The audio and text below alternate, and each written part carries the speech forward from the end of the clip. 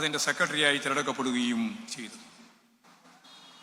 ആ പോരാട്ടം 1900 രാഷ്ട്രീയ രംഗത്തുള്ള ഈ പോരാട്ടം 1940 കമ്മ്യൂണിസ്റ്റ് പാർട്ടിയുടെ ഭാഗമായിട്ട് സഖാവ് VS മാറുന്നതോടെ അതിൻ്റെ ഒപ്പം തന്നെ മുമ്പോട്ടേക്ക് പോവുകയാണ്. അങ്ങനെയാണ് അവിഭക്ത കമ്മ്യൂണിസ്റ്റ് പാർട്ടിയുടെ ഭാഗമായിട്ട് ഈ ആലപ്പുഴ, അന്ന് നമുക്കറിയുന്നത് പോലെ ആലപ്പുഴ ജില്ല രൂപീകരിച്ചു കഴിഞ്ഞിട്ടില്ല. അതുകൊണ്ടാണ് ഡിവിഷൻ എന്നൊക്കെ നമ്മൾ പറയുന്നത്. ആലപ്പുഴ ജില്ല രൂപീകരിച്ചിട്ടില്ല. പിന്നീടാണ് ഐക്യ കേരളത്തിൻ്റെ ഭാഗമായിട്ട് 56-ന് ശേഷമാണ് നമ്മുടെ കൊല്ലത്തിൻ്റെ ഭാഗമായിരുന്ന, അതുപോലെ അങ്ങേ ഭാഗം നമ്മൾ ഈ രീതിയിൽ ആയിരുന്നില്ല, വ്യത്യസ്തമാണ്. ഞാനതിൻ്റെ ഭൂമിശാസ്ത്രപരമായ ചരിത്രത്തിലേക്കൊന്നും പറഞ്ഞ് സമയം കളയാൻ ഉദ്ദേശിക്കുന്നു. സഖാവ് VS ഇവിടെ അതിൻ്റെ സെക്രട്ടറിയായി, ആ ഡിവിഷൻ സെക്രട്ടറി. പിന്നീട് കമ്മ്യൂണിസ്റ്റ് പാർട്ടിയുടെ അവിഭക്ത കമ്മ്യൂണിസ്റ്റ് പാർട്ടിയുടെ സംസ്ഥാന അടിസ്ഥാനത്തിൽ അഖിലേന്ത്യാ അടിസ്ഥാനത്തിലുള്ള നാഷണൽ കൗൺസിൽ അംഗമായി. പാർട്ടിക്കകത്ത് രൂക്ഷമായ രീതിയിൽ ഉയർന്നു വന്ന അവിഭക്ത കമ്മ്യൂണിസ്റ്റ് പാർട്ടിക്ക് CPI-ക്കകത്ത് രൂപം കൊണ്ടുവന്ന അഭിപ്രായ വ്യത്യാസങ്ങളെ തുടർന്ന് ദേശീയ കൗൺസിലിൽ നിന്ന് 32 സഖാക്കൾ സഖാവ് VS-ന്റെ മരണത്തോടെ അവസാനത്തെ കണ്ണിയാണ് നമുക്ക് നഷ്ടപ്പെട്ടത്. ആ 32 സഖാക്കളും ഇപ്പോഴും നമ്മുടെ കൂട്ടത്തിലില്ല. ആ 32 സഖാക്കളിൽ ഒരാളായിട്ടാണ് സഖാവ് VS-ഉം ഇറങ്ങി വന്നത്. ഇവിടെ പ്രമുഖരായ നേതാക്കളോടൊപ്പം EMS-ഉം AKG-യും നായനാരും ഉൾപ്പെടെ എല്ലാവരോടും ഒപ്പം സഖാവ് VS തൻ്റെ സംഘടനാ പാഠവത്തോടുകൂടി ഞാൻ ഈ പറഞ്ഞ രാഷ്ട്രീയ ഉള്ളടക്കത്തോടുകൂടി ഫലപ്രദമായി കമ്മ്യൂണിസ്റ്റ് പാർട്ടിയെ നയിച്ചുകൊണ്ട് മുമ്പോട്ടേക്ക് പോയി. 64-ൽ communist party of India Marxist, അതിൻ്റെ 7ാം പാർട്ടി കോൺഗ്രസ്. ആ 7ാം പാർട്ടി കോൺഗ്രസ്സിലാണ് പാർട്ടി പരിപാടി രൂപീകരിച്ചത്. CPI-ക്ക് പിന്നീട് ബോംബെയിൽ വെച്ച് അവരുടെ പരിപാടിയും അംഗീകരിച്ചു. അതുവരെ യഥാർത്ഥത്തിൽ കൃത്യമായിട്ട് ഒരു പരിപാടിക്ക് അടിസ്ഥാനപ്പെടുത്തിയിട്ടായിരുന്നില്ല കമ്മ്യൂണിസ്റ്റ് പാർട്ടിയുടെ അവിഭക്ത കമ്മ്യൂണിസ്റ്റ് പാർട്ടിയുടെ പ്രവർത്തനങ്ങൾ. പലപ്പോഴും ചില ഇടയ്ക്കൊക്കെ പാർട്ടി പരിപാടിയൊക്കെ രൂപപ്പെട്ടു വന്നിട്ടുണ്ടെങ്കിലും അതെല്ലാം പിന്നീട് മാറ്റിവെക്കുന്ന നിലയാണ് ഉണ്ടായത്. അതിൻ്റെയും ചരിത്രത്തിലേക്ക് ഞാൻ കടക്കുന്നില്ല. 1964-ൽ കൃത്യമായ രാഷ്ട്രീയ ധാരണയോടുകൂടി ഇന്ത്യൻ ഭരണവർഗത്തെയും ഭരണകൂടത്തെയും വിശകലനം ചെയ്ത് വിശകലനത്തിൻ്റെ അടിസ്ഥാനപ്പെടുത്തിയിട്ട് പാർട്ടി സംഘടന കെട്ടിപ്പടുക്കുക എന്ന പ്രവർത്തനത്തിലൂടെയാണ് സഖാവ് VS ഉൾപ്പെടെയുള്ള പാർട്ടി നേതൃത്വമാകെ ഈ കേരളത്തിൽ ഒരു ആധുനിക കേരളത്തെ രൂപപ്പെടുത്തുന്നതിന് വേണ്ടിയുള്ള പ്രവർത്തനത്തിലേക്ക് രൂപപ്പെട്ടു വരുന്നത്. അതിനു മുമ്പ് അവിഭക്ത കമ്മ്യൂണിസ്റ്റ് പാർട്ടിയുടെ ഭാഗമായിട്ട് തന്നെയാണ് 57-ൽ സഖാവ് EMS-ന്റെ ഗവൺമെൻറ് അധികാരത്തിൽ വരുന്നത്. EMS-ന്റെ ഗവൺമെൻറ് അധികാരത്തിലിരിക്കുമ്പോൾ ആ ഗവൺമെൻറ്റിനെ ഉപദേശിക്കാനുള്ള കമ്മിറ്റിയിലെ ഏറ്റവും പ്രായം കുറഞ്ഞ പാർട്ടി നേതാവ് സഖാവ് VS ആയിരുന്നു 1957-ൽ. അങ്ങനെ വിവിധ തുറകളിൽ സംഘടനാ പ്രവർത്തനത്തിലൂടെ കമ്മ്യൂണിസ്റ്റ് പാർട്ടി ഓഫ് ഇന്ത്യ മാർക്സിസ്റ്റിൻ്റെ, ഇവിടെ സഖാവ് നാസർ ചൂണ്ടിക്കാണിച്ചതുപോലെ ആദ്യത്തെ ജില്ലാ സെക്രട്ടറിയായി തുടർച്ചയായിട്ട് മുന്നോട്ടേക്ക് പോകും. 3 ടേമിലധികം മുന്നോട്ടേക്ക് പോയി. അതിൻ്റെ ഭാഗമായിട്ടാണ് കമ്മ്യൂണിസ്റ്റ് പാർട്ടി ഓഫ് ഇന്ത്യ മാർക്സിസ്റ്റിൻ്റെ സംസ്ഥാന സെക്രട്ടേറിയറ്റ്, അതുപോലെ തന്നെ സെൻട്രൽ കമ്മിറ്റി അംഗം, പിന്നീട് PB അംഗം ഉൾപ്പെടെയുള്ള തലങ്ങളിലേക്ക് പാർട്ടി നേതൃത്വത്തിൻ്റെ ഭാഗമായിട്ട് സഖാവ് VS ഉയർന്നു വന്നത്. ഇതിൻ്റെ ഇടയിൽ തന്നെ ഇവിടെ പറഞ്ഞതുപോലെയുള്ള മത്സരങ്ങൾ നടക്കുകയുണ്ടായി. അസംബ്ലിയിൽ വളരെ ഫലപ്രദമായ രീതിയിലുള്ള പോരാട്ടങ്ങളിൽ സഖാവ് VS കൂടി നേതൃത്വപരമായ പങ്കുവഹിച്ചുകൊണ്ട് നടത്തി. നമുക്കറിയാം അതിൻ്റെ നാൾ വഴികളൊന്നും ഞാനിപ്പോഴും വിശദീകരിക്കുന്നില്ല. നമുക്കറിയാം സഖാവ് VS നിയമസഭാ സാമാജികൻ എന്ന നിലയിൽ ആദ്യം തൻ്റെ കഴിവ് പ്രകടിപ്പിച്ചത് പ്രതിപക്ഷ നേതാവ് എന്ന നിലയിലാണ്. MLA എന്ന നിലയിൽ, പിന്നീട് പ്രതിപക്ഷ നേതാവ് എന്ന നിലയിൽ, പിന്നീട് മുഖ്യമന്ത്രി എന്ന നിലയിൽ. ഈ കേരളത്തെ എങ്ങനെയാണ് സമൂലമായിട്ട് മാറ്റുക? ഒരു മുതലാളിത്ത ഭരണകൂട വ്യവസ്ഥയിൽ ഭരണ സംവിധാനം കൈകാര്യം ചെയ്യുന്ന ഒരു കമ്മ്യൂണിസ്റ്റിന്റെ പരിമിതി എന്താണ് എന്ന് ആദ്യം ലോകത്തോട് പറഞ്ഞത് സഖാവ് EMS തന്നെയാണ്. കാരണം ലോക ചരിത്രത്തിൽ ആദ്യമായിട്ടാണ് മാർക്സിസം ലെനിനിസം അടിസ്ഥാനപ്പെടുത്തി പ്രവർത്തിക്കുന്ന ഒരു കമ്മ്യൂണിസ്റ്റ് പാർട്ടി നിലവിലുള്ള മുതലാളിത്ത ഭരണകൂടത്തിൻ്റെ, കുത്തക മുതലാളിത്തത്തിൻ്റെയും ഭൂപ്രഭുത്വത്തിൻ്റെയും സാമ്രാജ്യത്തിൻ്റെയും താല്പര്യം സംരക്ഷിക്കുന്ന ഭരണകൂടമാണ് എന്ന് നമ്മൾ വിശകലനം ചെയ്ത് വിശദീകരിച്ച പാർട്ടി പരിപാടിയിൽ കൃത്യമായിട്ട് അടയാളപ്പെടുത്തിയ ആ ഒരു ദിശാബോധത്തെ മനസ്സിലാക്കിക്കൊണ്ട് തന്നെയാണ് സഖാവ് EMS പറഞ്ഞത്, ഭരണകൂടം എന്ന് പറയുന്നത് എക്സിക്യൂട്ടീവും ജുഡീഷ്യറിയും ലെജിസ്ലേച്ചറും ചേർന്നതാണ് നമ്മളിപ്പോഴും ഫോർത്ത് എസ്റ്റേറ്റ് എന്ന് പറയുന്ന മാധ്യമ ശൃംഖലയെയും ചൂണ്ടിക്കാണിക്കുന്നു. ഇതിൽ ലെജിസ്ലേച്ചറിൽ കിട്ടിയ ഭൂരിപക്ഷം കൊണ്ടാണ് നമ്മൾ ഭരിക്കുന്നത്. ആ ഭരണത്തിന് പരിമിതികളുണ്ട്. കാരണം എക്സിക്യൂട്ടീവ് നമ്മുടെ പിടിയിലല്ല, ജുഡീഷ്യറി നമ്മുടെ പിടിയിലല്ല. മാധ്യമ ശൃംഖല മിക്കവാറും മൂലധന ശക്തിയുടെ കയ്യിലാണ്. ഇങ്ങനെയുള്ള ഒരു പശ്ചാത്തലത്തിൽ സഖാവ് EMS പറഞ്ഞു, നമുക്ക് പരിമിതിയുണ്ട്. എന്നാൽ ചിലർ പരിമിതിയെ പറ്റി മാത്രം പറഞ്ഞിട്ട് പാർലമെന്ററി വ്യവസ്ഥയിലേക്ക് പോകേണ്ടതില്ല, പാർലമെന്ററി വ്യവസ്ഥ നമുക്ക് അംഗീകരിച്ച് പോകാനാവില്ല, സായുധ വിപ്ലവം 67 തന്നെ ആ മുദ്രാവാക്യവും നക്സലൈറ്റുകൾ മുന്നോട്ടേക്ക് വെച്ചു. ഈ ഭരണകൂട വ്യവസ്ഥയെ തന്നെ ഉപയോഗപ്പെടുത്തിയിട്ട് നമുക്ക് ദേശീയ സ്വാതന്ത്ര്യത്തിലേക്കും ദേശീയ സ്വാതന്ത്ര്യ വിപ്ലവത്തിലേക്കൊക്കെ കടക്കാനാവും, അതിന് സമാധാനപരമായിട്ട് നെഹ്റുവിൻ അന്തരീക്ഷത്തിൽ നമുക്ക് മുന്നോട്ടേക്ക് പോകാം എന്ന് റിവോൾയൂഷനിസ്റ്റുകാരും മുന്നോട്ടേക്ക് വെച്ചു. ഇതിൻ്റെ രണ്ടിൻ്റെയും ഇടയിലാണ് നമ്മുടെ കാഴ്ചപ്പാട് എന്ന് 64 ശേഷമല്ല 57 പ്രഖ്യാപിച്ചതാണ് സഖാവ് EMS. സഖാവ് EMS പറഞ്ഞു, നമുക്ക് പരിമിതിയുണ്ട്. ഈ ഭരണകൂട സംവിധാനത്തിൻ്റെ ഭാഗമായി ഭരണം നടത്തുമ്പോൾ നമുക്ക് പരിമിതിയുണ്ട്. ശരിയാണ്, ആ പരിമിതിയാണ് പലപ്പോഴും കമ്മ്യൂണിസ്റ്റുകാർ കാണാത്തത്, മനസ്സിലാക്കാത്തത്. എന്നിട്ട് സഖാവ് EMS പറഞ്ഞു, എന്നാൽ നമുക്ക് അവസരങ്ങളുണ്ട്, എന്നാൽ നമുക്ക് അവസരങ്ങളുണ്ട് എന്ന് പറഞ്ഞു വെക്കുക മാത്രമല്ല ചെയ്തത്, ആ അവസരങ്ങൾ ആദ്യ ദിവസം മുതൽ കൃത്യതയോടുകൂടി ഗ്രഹപാഠം നടത്തി നടപ്പിലാക്കാൻ തുടങ്ങി. എന്തായിരുന്നു അവസരം? ഇന്ത്യയുടെ ചരിത്രത്തിലാദ്യമായി, ലോക കമ്മ്യൂണിസ്റ്റ് പ്രസ്ഥാനത്തിന്റെ ചരിത്രത്തിലാദ്യമായി തിരഞ്ഞെടുക്കപ്പെട്ട ഒരു അസംബ്ലിയിൽ ഭൂരിപക്ഷം നേടി അധികാരത്തിൽ വന്ന ചരിത്രത്തിലെ ലോകത്തിലെ ഏറ്റവും പ്രധാനപ്പെട്ട ഗവൺമെന്റ് സഖാവ് EMSന്റെ ഗവൺമെന്റ് 1957 മാർച്ച് 5 സത്യപ്രതിജ്ഞ ചെയ്ത് 11 എന്താണ് നമ്മുടെ പരിമിതി എന്ന് ചൂണ്ടിക്കാണിച്ചുകൊണ്ട് തന്നെ എന്തൊക്കെയാണ് നമുക്ക് ചെയ്യാനാവുക, എന്തൊക്കെ നമുക്ക് നേടാനാവും എന്നതിൻ്റെ കൃത്യമായ അടയാളപ്പെടുത്തൽ നടത്തി.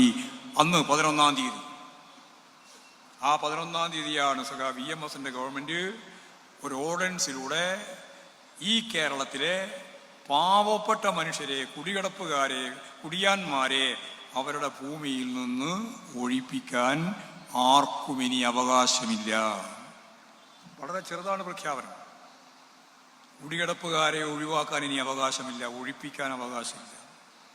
അതുവരെ ജന്മിക്ക് ആരെയും ഒഴിപ്പിക്കാമായിരുന്നു. എല്ലാം ജന്മിയുടെ അധീനതയിലാണ്, പോലീസ് ഉൾപ്പെടെ. പോലീസോട് പറഞ്ഞു, ഇനി തൊഴിലാളികൾ നടത്തുന്ന, കർഷക തൊഴിലാളികൾ നടത്തുന്ന, പാവപ്പെട്ടവർ നടത്തുന്ന ഈ പോരാട്ടങ്ങൾക്കിടയിൽ ഭൂപ്രഭുക്കന്മാർക്ക് വേണ്ടി, ജന്മിമാർക്ക് വേണ്ടി ഇടപെടുന്ന പോലീസല്ല. 57 മാർച്ച് 5 അധികാരത്തിൽ വന്ന ഈ പുതിയ ഗവൺമെന്റിന്റെ പോലീസ് നയങ്ങൾ ഞങ്ങൾ രൂപീകരിക്കും. ആ നയം അടിച്ചമർത്താൻ, പാവപ്പെട്ട മനുഷ്യന്റെ മേലെ കുതിര കയറാൻ ഇനി പോലീസ് ശ്രമിക്കരുത്. അടിസ്ഥാനപരമായ മാറ്റല്ലേ? അതുവരെ ജന്മിമാർക്ക് വിളിപ്പുറത്തപ്പുറമുണ്ടായിരുന്നു ഈ പ്രമാണിമാർ. ഏത് പോലീസ് ഉദ്യോഗസ്ഥനെയും വിളിച്ചിട്ട് ഏത് കുടിയാനെയും പാവപ്പെട്ട മനുഷ്യനെയും ഇറക്കി വിടാനുള്ള സ്വാതന്ത്ര്യമുണ്ടായിരുന്ന ഘട്ടത്തിൽ അതിനെ തടയിട്ടുകൊണ്ട് സഖാവ് EMSന്റെ ഗവൺമെന്റ് പറഞ്ഞു, ഇനി ഒരാളെയും കുടിയൊഴിപ്പിക്കരുത്. കുടിയൊഴിപ്പിക്കൽ വിരുദ്ധ ഓർഡിനൻസ്. അതല്ലേ കേരളത്തെ നിൽക്കാൻ ഒരിടം നൽകിയ ജനതയാക്കി രൂപപ്പെടുത്തിയത്? അപ്പോഴല്ലേ തൻ്റെ അടിയായ ഒരു ജനത ഈ കേരളത്തിൽ രൂപം കൊണ്ടത്? അതിൻ്റെ തുടർച്ചയിലാണ്. ഞാനതിൻ്റെ മറ്റ് വിശദീകരണത്തിലേക്ക് കടക്കുന്നില്ല. 57 കഴിഞ്ഞ് 2 കൊല്ലം കൊണ്ട് വിമോചന സമരം, അമേരിക്ക ഉൾപ്പെടെ എല്ലാം ഇടപെട്ട് ഇങ്ങനെ ഒരു ഗവൺമെന്റ് ലോകത്തിന് നിലനിൽക്കാൻ പാടില്ല എന്ന ധാരണയിൽ കോൺഗ്രസ്, നെഹ്റു ഉൾപ്പെടെ എല്ലാവരും ചേർന്ന് നമ്മുടെ ഗവൺമെന്റിനെ പിരിച്ചുവിട്ടു. വെറുതെ ഒരു വിമോചന സമരം നടത്തിക്കൊണ്ട് മാത്രമല്ല, എല്ലാ ജാതി മതശക്തികളും ചേർന്നതുകൊണ്ട് മാത്രമല്ല, അമേരിക്കയുടെ ഉൾപ്പെടെ CIA ഉൾപ്പെടെ പിന്തുണയും പണവും കൊണ്ടാണ് യഥാർത്ഥത്തിൽ ആ ഗവൺമെന്റിനെ അവസാനിപ്പിച്ചത്. അതിനുശേഷം 57 കഴിഞ്ഞ് 67, ഒരു പതിറ്റാണ്ട് കഴിഞ്ഞപ്പോഴാണ് 57 കഴിഞ്ഞ് 67, അപ്പോഴേക്ക് CPIM ആയി. ആ CPIM ആലപ്പുഴ ഉൾപ്പെടെ കേരളത്തിലുടനീളം കെട്ടിപ്പടുക്കുന്നതിന് വേണ്ടി നേതൃത്വപരമായ പങ്കുവഹിച്ച സഖാവ് VS-നെ നമ്മൾ ഇപ്പോഴും സ്മരിക്കുകയാണ്. ആ 67-ലാണ് ഇന്ത്യയുടെ ചരിത്രത്തിലാദ്യമായി ജന്മിത്വം അവസാനിപ്പിക്കുന്ന ഒരു നിയമനിർമ്മാണം നമ്മൾ നടത്തിയത്. 67-ലെ ഗവൺമെൻറ്. അതിൻ്റെ പിന്നിൽ ഏറ്റവും ശക്തനായ പോരാളിയായിട്ട് നിലകൊണ്ടത് സഖാവ് VS തന്നെ. സഖാവ് ഗൗരിയമ്മയാണ് ആ ബില്ല് പൈലറ്റ് ചെയ്തത്. ഇന്ത്യയുടെ ചരിത്രത്തിലാദ്യമായിട്ട് കാർഷിക മേഖലയിലെ ശക്തിയായ രണ്ട് വർഗം, ഒന്ന് കർഷക തൊഴിലാളികൾ ഉൾപ്പെടെയുള്ള ജനവിഭാഗം ഒരു ഭാഗത്ത്, മറുഭാഗത്ത് ജന്മിമാർ ഭൂപ്രഭുക്കന്മാർ മറുഭാഗത്ത്. ജന്മിത്വ ഭൂപ്രഭുത്വവും മുതലാളിത്വ ഭൂപ്രഭുത്വവും ഇതെല്ലാം കൂടി നിൽക്കുന്ന ഈ കേരളീയ സാഹചര്യത്തിൽ ജന്മിത്വ ഭൂപ്രഭുത്വം അവസാനിപ്പിക്കാനുള്ള കാർഷിക ഭൂപരിഷ്കരണ ഭേദഗതി നിയമം, ജന്മിത്വം അവസാനിപ്പിക്കാനുള്ള നിയമമൊന്നും നമ്മൾ പറഞ്ഞിട്ടില്ല. പറഞ്ഞാൽ പ്രശ്നമാകും എന്നുള്ളതുകൊണ്ട് തന്നെയാണ് പറയാതിരുന്നത്. ചരിത്രത്തിൻ്റെ ഭാഗമായിട്ടാണ് ഞാൻ ഇപ്പോഴത് പറയുന്നത്. ജന്മിത്വം അവസാനിപ്പിക്കുക, ഭൂബന്ധത്തിൽ മൗലികമായ മാറ്റം വരുത്തുക, ഇതാണ് അന്നത്തെ ഏറ്റവും പ്രധാനപ്പെട്ട കാഴ്ചപ്പാട്. ആ കാഴ്ചപ്പാടനുസരിച്ച് നമ്മൾ നിയമനിർമ്മാണം നടത്തി. കേരള നിയമസഭ നിയമനിർമ്മാണം നടത്തി കാർഷിക ഭൂപരിഷ്കരണ ഭേദഗതി നിയമം അംഗീകരിച്ചു. കേന്ദ്രത്തിൻ്റെ കൂടി അംഗീകാരം പോകണം അങ്ങോട്ട് അയച്ചു. അപ്പോഴേക്ക് നമ്മുടെ രണ്ടാമത്തെ ഗവൺമെൻറ്റും പോയി. പുതിയ ഒരു കുറുമുന്നണി ഗവൺമെൻറ് അധികാരത്തിൽ വന്നു. സ്വാഭാവികമായിട്ടും കാർഷിക ഭൂപരിഷ്കരണ ഭേദഗതി നിയമം നടപ്പിലാക്കുമെന്നുള്ളതിന് ഗ്യാരണ്ടിയില്ല.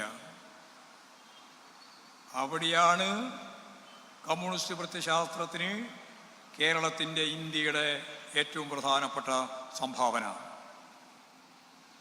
എന്താ ചെയ്തത്? നിയമം നിർമ്മിച്ചു. സ്വാഭാവികമായിട്ടും നിയമം പാർലമെന്ററി സംവിധാനത്തിൻ്റെ ഭാഗമായിട്ട് വലതുപക്ഷമായാലും ഇടതുപക്ഷമായാലും ജനകീയ സമ്മർദ്ദത്തെ തുടർന്ന് നിയമനിർമ്മാണം നടക്കും. പക്ഷേ നിയമം നിർമ്മിച്ച് അതവിടെ വെക്കുകയാണ്, നടപ്പിലാക്കൂല. അതാ വലതുപക്ഷം. ആ നിയമം നടപ്പിലാക്കുന്നതിന് വേണ്ടി തയ്യാറില്ല എന്ന ഒരു ഘട്ടം വന്നപ്പോൾ 1969 ഒക്ടോബർ 14 പാസാക്കിയ നിയമം നടപ്പിലാക്കുന്നതിന് വേണ്ടി ദ്രുതഗതിയിൽ മുന്നോട്ടേക്ക് പോകുന്നില്ല എന്ന് കണ്ടപ്പോൾ ആ നിയമം പ്രാവർത്തികമാക്കുന്നതിന് എങ്ങനെ മാർക്സിസ്റ്റ് ലെനിനിസ്റ്റ് കാഴ്ചപ്പാടനുസരിച്ച് പാർലമെന്ററി പ്രവർത്തനവും പാർലമെന്റേതര പ്രവർത്തനവും ചേർത്ത് കമ്മ്യൂണിസ്റ്റ് പാർട്ടിയെ, ഞാൻ നേരത്തെ പറഞ്ഞ പോലെ അതിൻ്റെ പ്രത്യയശാസ്ത്രപരമായ ഉള്ളടക്കത്തെ ശക്തിപ്പെടുത്താനാവും എന്ന പുതിയ പരീക്ഷണം. ആ പുതിയ പരീക്ഷണമാണ് കേരളത്തിൽ നടത്തിയത്. അത് 1969 ഒക്ടോബർ 14 കഴിഞ്ഞ് ഡിസംബർ 14 ഈ ആലപ്പുഴയിൽ അറവാട് മൈതാനം, വലിയ മൈതാനമാണ്, ഇപ്പോഴും നമുക്ക് കാണാം ആ മൈതാനം. അവിടെയാണ് ഏതാണ്ട് 5 ലക്ഷം ആളുകളെ അണിനിരത്തി. അതിന് മുന്നോടിയായി 2 പ്രചരണ ജാഥകൾ ഉൾപ്പെടെ നടത്തി സമാപിച്ചു. സഖാവ് VS ഉൾപ്പെടെ നേതൃത്വം കൊടുത്തുകൊണ്ട് ആ സമാപനത്തിന്റെ ഭാഗമായിട്ട് ഈ ലക്ഷക്കണക്കിന് മനുഷ്യരെ സാക്ഷി നിർത്തി സഖാവ് VS-ന്റെ സംഘാടക മിഴിവോടുകൂടി ചേർന്ന ആ വലിയ സമ്മേളനത്തിൽ സഖാവ് AKG ഉണ്ട്, EMS ഉണ്ട്, സുന്ദരയ്യ ഉണ്ട്, അഴീക്കോടന്റെ ഹകവനുണ്ട്, CH കണാരനുണ്ട്, എല്ലാ നേതാക്കന്മാരുമുണ്ട്. ആ നേതൃനിരയെ മുഴുവൻ അണിനിരത്തിക്കൊണ്ട് ഡിസംബർ 14 സഖാവ് AKG സമരപ്രഖ്യാപന പ്രസംഗം നടത്തുകയാണ്. അത് ലോക ചരിത്രത്തിൽ ഇന്നും വളരെ പ്രധാനപ്പെട്ട ഒന്നാണ്, ഒരേടാണ്. പാർലമെന്ററി ജനാധിപത്യ സംവിധാനത്തെ അടിസ്ഥാനപ്പെടുത്തിയിട്ട് രൂപീകരിച്ച അസംബ്ലിയിൽ പാസാക്കി നിയമം 1969 ഒക്ടോബർ 14. എന്നാൽ ആ നിയമം നടപ്പിലാക്കാൻ തയ്യാറാവാത്ത ഗവൺമെന്റിനെതിരായി ഞങ്ങൾ ഒറ്റക്കെട്ടായി പ്രഖ്യാപിക്കുന്നു, നിങ്ങൾ ഈ നിയമം നടപ്പിലാക്കിയാലും നടപ്പിലാക്കിയില്ലെങ്കിലും 1970 ജനുവരി മാസം 1 ഞങ്ങൾ ഈ നിയമം നടപ്പിലായതായി ഇതാ പ്രഖ്യാപിക്കുന്നു എന്നാണ് കരഘോഷത്തിനിടയിൽ സഖാവ് AKGയുടെ പ്രഖ്യാപനം. ആ പ്രഖ്യാപനം നടന്ന് ഡിസംബർ 14 ദിവസങ്ങൾ മാത്രം ബാക്കി. വന്ന മുഴുവൻ ആളുകളും മടങ്ങി വീട്ടിലേക്ക്, നാട്ടിലേക്ക് പോയി. 1970 ജനുവരി മാസം 1 ഈ കേരളം കണ്ട ഏറ്റവും ഉജ്ജ്വലമായ, ഞാൻ നേരത്തെ പറഞ്ഞ മൗലികമായ മാറ്റം വരുത്താനുള്ള പോരാട്ടത്തിൻ്റെ ഏറ്റവും ശക്തമത്തായ പോരാളികളായി ഈ കേരളം മുഴുവൻ നിറഞ്ഞു കമ്മ്യൂണിസ്റ്റുകാർ. രാവിലെ വെളിവരുമ്പോൾ 1-ാം തീയതി പുലരുമ്പോൾ ഈ കേരളക്കരയിലെ ലക്ഷക്കണക്കിന് മനുഷ്യന്റെ കുടികടപ്പുകൾ 10 സെന്റ് വളച്ചു കെട്ടി അവിടെ അവകാശം സ്ഥാപിച്ചു. ചെറുതല്ല, വലിയ പോരാട്ടം നടന്നു. ഭാർഗവി ഉൾപ്പെടെയുള്ള സ്ത്രീ സഖാവ് ഉൾപ്പെടെ വെടിയേറ്റ് മരിക്കേണ്ടി വന്നു ഈ ആലപ്പുഴയിൽ. ഭാർഗവ അതുപോലെ തന്നെ 2 സഖാക്കൾ മരിച്ചു, വെടിയേറ്റ് മരിച്ചു പോലീസിന്റെ. ഭാർഗവിയും തങ്കപ്പനും. ധീരരായ 18 രക്തസാക്ഷികൾ ഈ കേരളത്തിലുണ്ടായി. 18 രക്തസാക്ഷികൾ. നിരവധി ആളുകൾ ജീവശവങ്ങളായി മാറി. പിന്നീട് സമരങ്ങൾ മുന്നേറിയപ്പോൾ ജയിലിലേക്ക് പോകേണ്ടി വന്നു. എല്ലാം കഴിഞ്ഞ് തിരിഞ്ഞു നോക്കുമ്പോൾ ഈ കമ്മ്യൂണിസ്റ്റ് പ്രസ്ഥാനം, ഈ ചെമ്പതാക ഉയർത്തിപ്പിടിച്ച സഖാവ് VS-ന്റെ പ്രസ്ഥാനം 36 ലക്ഷം കുടുംബങ്ങൾക്ക് 5 സെന്റ് മുതൽ 15 ഏക്കർ വരെ ഭൂമി നൽകിയ പ്രസ്ഥാനമാണ് ഈ ചെങ്കൊടി പ്രസ്ഥാനമെന്ന് അഭിമാനത്തോടെ നമുക്ക് പറയാൻ കഴിയും. അതാണ് മൗലികമായ മാറ്റം. ഈ കേരളത്തെ മൗലികമായി മാറ്റുകയാണ്. ആ മൗലികമായ മാറ്റത്തിന്റെ നേതൃത്വ സ്ഥാനത്താണ് സഖാവ് VS ഉണ്ടായിരുന്നത്. അതുകൊണ്ടാണ് ഞാൻ നേരത്തെ പറഞ്ഞത്, പാർലമെന്ററി പ്രവർത്തനവും പാർലമെന്റേതര പ്രവർത്തനവും ചേർത്ത് ഒരു നാട് എങ്ങനെ ഫലപ്രദമായിട്ട് മുന്നോട്ടേക്ക് നീങ്ങുമെന്നതിന്റെ മാർക്സിയൻ പ്രത്യശാസ്ത്രം രചിച്ചതിൽ ഏറ്റവും പ്രധാനപ്പെട്ട പങ്ക് വഹിച്ച നേതൃനിരയിലുള്ള നേതാവാണ് സഖാവ് VS എന്ന് ഞാൻ യാദൃശികമായിട്ട് പറഞ്ഞതല്ല. കൃത്യമായ ധാരണയോടുകൂടി തന്നെയാണ് ഞാൻ ആ കാര്യം അവതരിപ്പിച്ചത്. പിന്നെ മുഖ്യമന്ത്രിയായിരുന്ന സന്ദർഭം ഉൾപ്പെടെയുള്ള നിരവധി കാര്യങ്ങൾ വർത്തമാന കാലഘട്ടത്തിലെ മുഴുവൻ ആൾക്കും കൃത്യമായിട്ട് ധാരണയുള്ളതാണ് എന്നുള്ളതുകൊണ്ടും, വൈകുന്നേരം നമുക്കിവിടെ വലിയ പൊതുസമ്മേളനം കുറെ ഏരിയ കമ്മിറ്റികൾ കേന്ദ്രീകരിച്ചുകൊണ്ട് നടക്കാൻ പോകുന്നു. സഖാവ് VS അത് ഉദ്ഘാടനം ചെയ്യാൻ പോകുന്നു എന്നുള്ളത് കൊണ്ടും, ഇവിടെ നമുക്കെല്ലാം പ്രിയപ്പെട്ട സുനിൽ P. ഇളയടം മാഷിന്റെ പ്രഭാഷണം ഇനി അങ്ങോട്ട് നടക്കാനുണ്ട് എന്നുള്ളത് കൊണ്ടും ഞാൻ സുദീർഘമായ ഒരു പ്രസംഗത്തിലേക്ക് നീങ്ങാൻ ഉദ്ദേശിക്കുന്നില്ല. അങ്ങനെ മുഖ്യമന്ത്രിയായി, അതിനു മുമ്പ് പ്രതിപക്ഷ നേതാവായി, ജനങ്ങളുടെ ജീവിതത്തിൽ ഏറ്റവും പ്രധാനപ്പെട്ട അവരുടെ ഓരോരാളായി അവരെല്ലാം കാണുന്ന സഖാവ് VS ആ രീതിയിൽ, ആ അർത്ഥത്തിലാണ് നമ്മൾ കണ്ടത്.